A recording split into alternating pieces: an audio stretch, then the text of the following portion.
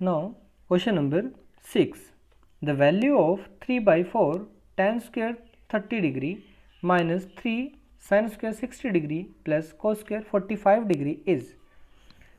बिल्कुल same question है हमारे पास जैसे हमने लास्ट टाइम किया है।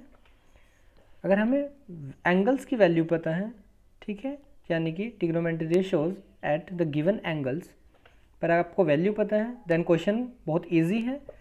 Firstly tan 30, we know that tan 30 is equal to 1 by under root 3 and sin 60 is equal to under root 3 by 2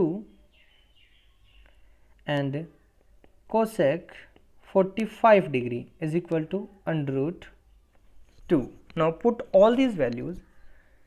3/4 into tan square यानी कि 1/3 minus 3 into sin square यानी कि 3/4 plus cosec यानी कि 2.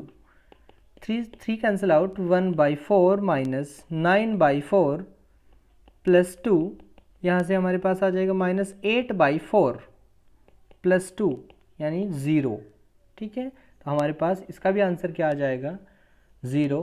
तो C option is correct.